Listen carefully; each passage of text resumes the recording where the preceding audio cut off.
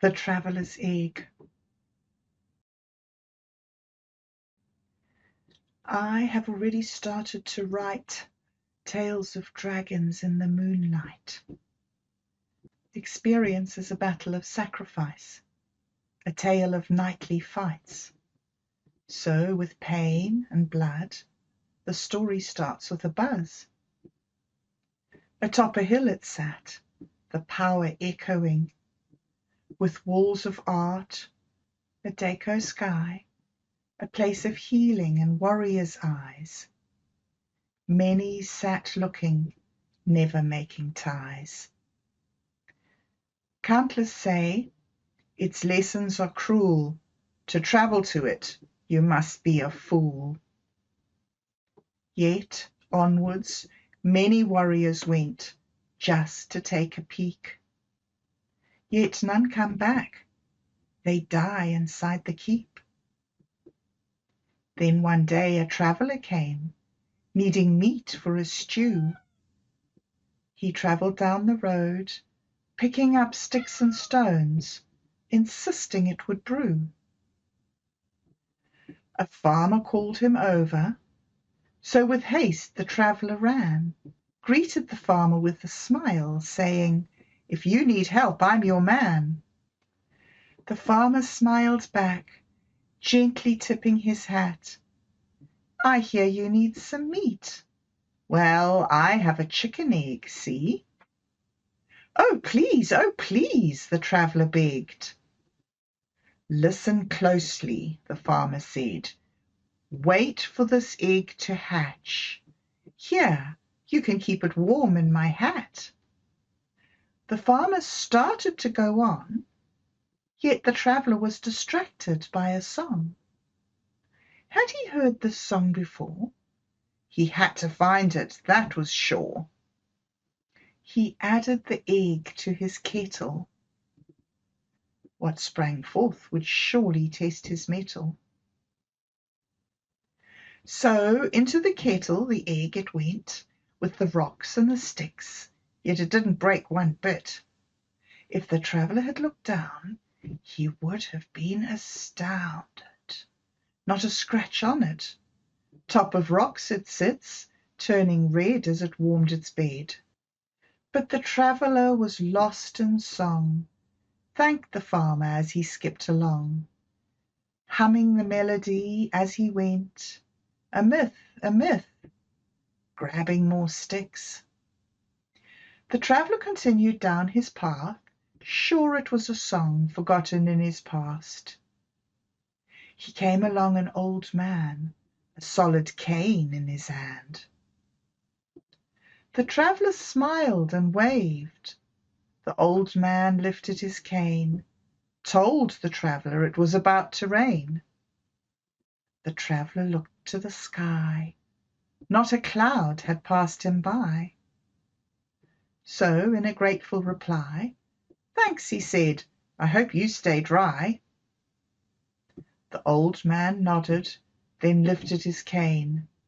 "I used to pick mushrooms in the rain," and kept walking back from where he came.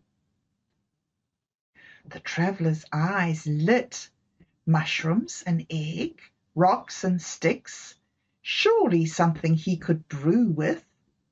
So forward on the path he went, humming the tune as the egg twitched.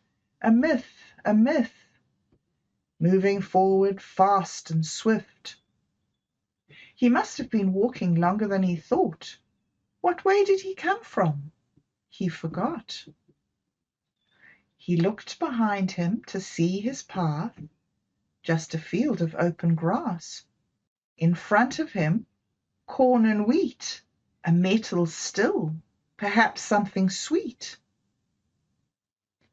He was aware of the sound, eerily quiet, unlike the town. Then all at once a bang! Then cloudless skies started to rain. Yet he wasn't scared or frightened. So many miles he travelled along the roads. He had walked in rain and mud, once almost struck by a lightning bug. So he laughed and smiled. My legs are tired, I'll sit a while. So he took a few more steps, set down his kettle next to the still, sat down and leaned against its metal build.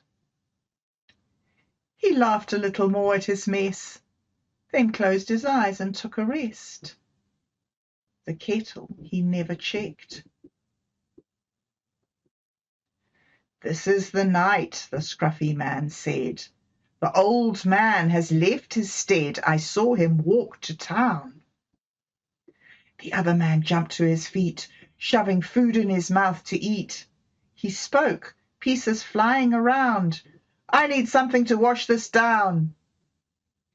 The bearded man didn't smile or laugh, just shook his head as he pushed past. "I tell you we should kill that old man. Take his still and his land." The other man turned a little pale. "I'm not stupid enough to test the tale." The bearded man didn't even look. "Yeah, coward in my book."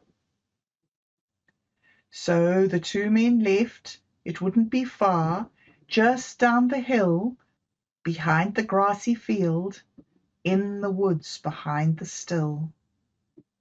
They took a few more steps and saw the traveller where he slept. The bearded man didn't wait. He kicked over the traveller and drew his gun. "I'll kill now. This should be fun." The traveller awoke and said, "Oh, please, aim for the head. I lost my way. I'm already dead." The second man, wicked pale, wasn't ready to kill. "Leave him. We're here for the still." The bearded man mumbled back. Then he reached for his flask, kept an eye on the traveller as he opened the tab, his hands shaky, ready to fight. He dropped his flask into the kettle that night. The spout was open, and the sweetness fell into the kettle as well. The bearded man cursed, reached right in, grabbed his flask, and filled it to the brim. The second man had a larger bucket, so he moved the kettle over to stuff it.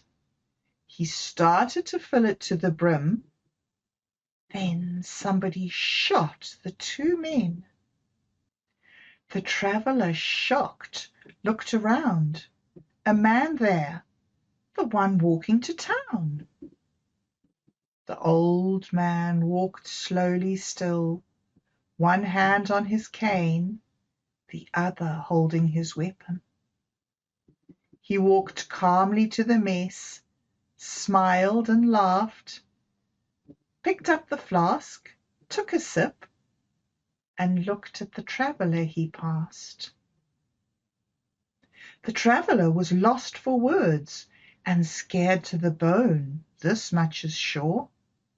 He finally got the courage to speak. "I swear I just rested my head to sleep. Oh, please, don't kill me. I was wet, tired, and lost. These men I've never come across." The old man smiled and waved. "I didn't get wet on my way. See, I took your advice. Thought I'd go to town another night." The traveller finally got to his feet. "What should we do with the bodies?" The old man took another sip from the flask. "Too much work for you or me. Just leave them for the wolves. They'll take care of them, you see." He offered the traveller the flask. "Would you like some tea?" "Oh, no, that stuff's not for me," the traveller replied. "Once I saw it kill a guy." He grabbed his kettle. "I'll make my meal. I'll beg and plead. But no, that stuff is not for me." So the old man drank down the flask, handed it over to the traveller he passed.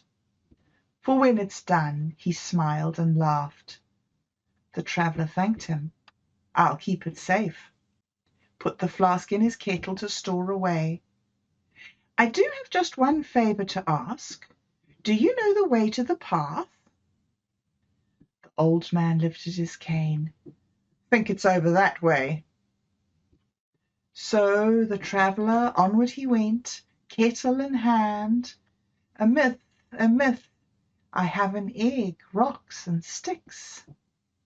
He was whistling when he reached the path, and wouldn't you know it, a mushroom at last. The traveller bent over, picked it up, added it to his kettle with all his stuff. Sticks, rocks, an egg, and a mushroom at last, and, of course, his empty flask. But something else he didn't add. Below the eggs, the rocks and sticks, sweet and still it sat, warming up slowly at that. The tea that fell from that night, as the traveller walked towards the daylight. The morning came at last. Hungry and thirsty, the traveller walked down the path. He came along a travelling stand.